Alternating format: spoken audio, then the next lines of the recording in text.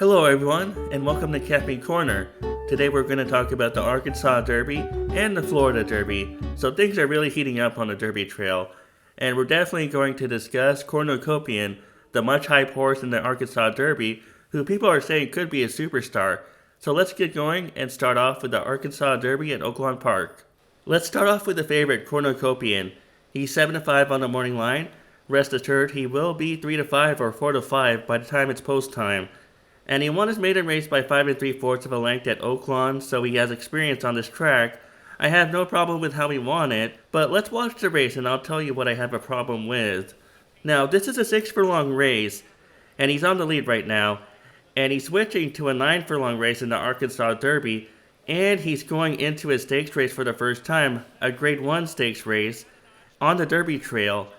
And for most horses, going from any maiden race to a 9 furlong Derby prep race will be a difficult task. And this horse is going from a 6 furlong maiden race. So he doesn't have the distance experience, he doesn't have the stakes experience, and everyone will be on him. I'm not saying he can't be a superstar.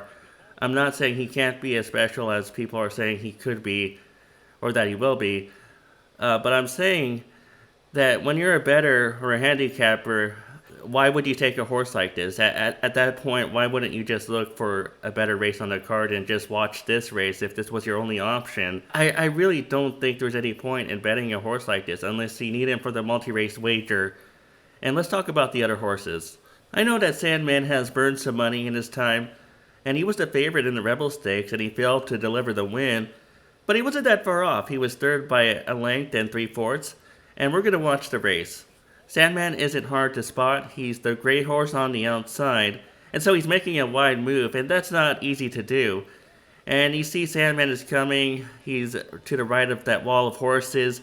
Now he's in third by himself, and now he's going to close the gap.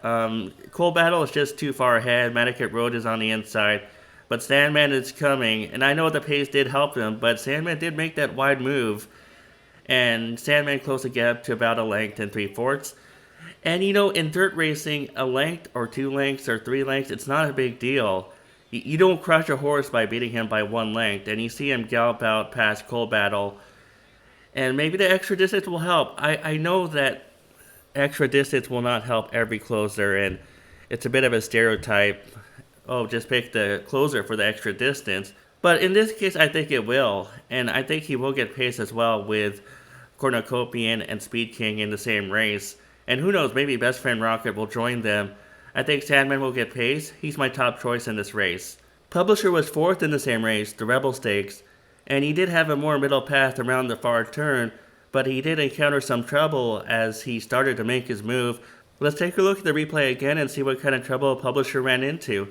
Publisher might be hard to spot. He's in the middle right now. His jockey's wearing a blue cap, and he got squeezed right there. 2 horses squeezed him. The one to the right was the one with the red blinkers. And now Publisher is in the clear in 4th. Sandman is right in front of him. And Publisher is going to keep coming, not as quickly as Sandman, but Publisher is coming towards the end. And it might just be a product of Cold Battle and Medicat Road getting tired, but Publisher was making up ground towards the end, and he was well clear in 4th. And I did explain that when he finished 1 length behind, 2 lengths behind, 3 lengths behind, it's not a big deal in dirt racing. It's not a huge margin to lose by 3 or 4 lengths in dirt racing, maybe in turf racing, but not on dirt. And now we see that the blinkers come on Publisher, and maybe that'll help. Maybe that will get him in a better position early on, and Fabian Pratt stays on board. That's a good sign. He's my second choice in this race. He's also a win contender. Now let's talk about Cold Battle. Why wouldn't I pick him? He's the winner of the Rebel Stakes. Well, for 2 reasons. He's going to be the first one to attack Cornucopian on the far turn, and if he does that, it won't be easy. It won't be easy to challenge Cornucopian and still have energy left at the end. And that's my main concern, especially at 9 furlongs, which he hasn't been before. Well, most of these horses have not been 9 furlongs before. I just think that it'll be hard to challenge Cornucopian and still last against the closers. And the second reason is that he has so many Derby points, the connections don't need to tune this horse up for this race. They can get 3rd or 4th and still enter the Kentucky Derby. There's no incentive in terms of points to win this race, and that's my other concern. So I do think he's an underneath horse, but I'm not going to pick him for the win. If I had to pick one long shot to finish in the top 4, it would be Best Man Rocket, the Lucas entry. And he only won his optional claimer on this course by a head on March 2 over First Division, who was also in this race. But when you watch the gallop out in that race, he was well ahead in the gallop out. And I know it's not always good to handicap by the gallop out, but I feel like there's more to this horse. And the fact that he cost $575K probably means they saw something when they bought this horse. And I thought he got a good education when he was at Laurel Park with Brittany Russell, and now he's with Lucas, and I just feel like there's more to him. Sandman and Publisher are my main picks for the Arkansas Derby, but I know if you're playing a multi-race wager, you probably have to include Cornucopian. But if you're just doing a win bet or exacta or trifecta, there's probably no point in even playing Cornucopian. And if you think that Cornucopian is the only horse that can win this race, it's probably a race to avoid and just study for next time. But Sandman is my choice. Let's move on to the Florida Derby. Now we're talking about the Florida Derby. We'll start off with the favorite Sovereignty, who won the Fountain of Youth Stakes on this course on March 1, and he won by a neck, but there were a couple of points I liked about his win. Let's watch the race and I'll talk about that. First, let's identify Sovereignty. Godolphin always has blue silk, so he's the one on the outside making that move. He's about 3 wide or 4 wide. And I like the fact he was closing into a short stretch. In the mile 116 dirt races at Gulfstream, they use a short stretch, so it's not easy for closers to close into it and still be successful. Usually you'll see them making up ground at the end and finish like 3rd or 4th, but Sovereignty overcame it, and he overcame the short stretch to catch River Thames just before the wire. And again, if they were using a normal stretch, he would have won by more. And also, he came off a layoff in that race. I know that Belmont is a conservative trainer, so I thought he would be short coming into the Fountain of Youth Stakes and maybe slowly rise up to being fit for the Kentucky Derby.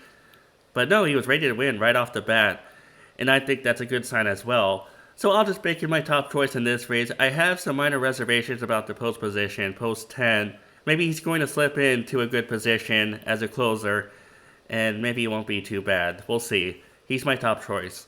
Tap End Street is my second choice in this race, and he also finished second in the Holy Bull Stakes.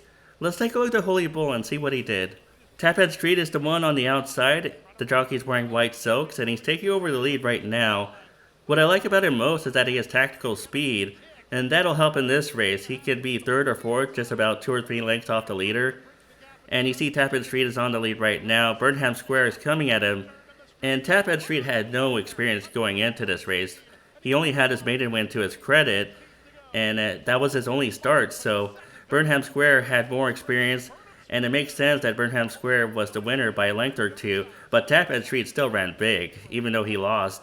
Tap End Street still ran a great race. Look at that gap. There was a big gap from Tap End Street to Burning Glory in 3rd. So the fact that he beat the rest of the field by such a wide margin was a good sign. And I know that Burnham Square was a disappointment in the Fountain of Youth Stakes. I still think that Tap End Street could move forward off his Holy Bull effort and run a good race. We'll see. He's my second choice, and he's a win contender. Disruptor would be an underneath horse for me. I don't like Pletcher's numbers with maiden winners going up to a stakes race. They're surprisingly bad. And I know it's hard for any horse, whether they're Pletcher or not, to step up from a maiden race to a stakes race on a Derby trail. And I think it'll be hard for this one. He only has 2 7-furlong races. Well, I guess that's okay, better than 6 furlongs. And he did win his maiden race by 9 1/4 of a length. And he does have Irad Ortiz on board, which means he'll be over bet. And I know he has tactical speed, that's good as well. But he's not for me on top. I think he's underneath, and I think he will need more experience. Let's also talk about Manicat Road, who ran out of his mind in the Rebel Stakes. He was second by a length and 1/4 at the end. But the fractions he set were amazing, 22 and change, 45 and change for the half mile. I still wonder if he wants 9 furlongs. I know the fractions affected him in the Rebel Stakes, but I still think he runs like he wants 1 mile to a mile 1/16. And I'm just going to leave him off the top. Maybe he could be an underneath horse. Bettors looking for a sneaky long shot might want to consider Cool Intentions. I know he was only 5th in the Mucho Macho Man against lesser horses, but maybe it was an off day. I could forgive that race.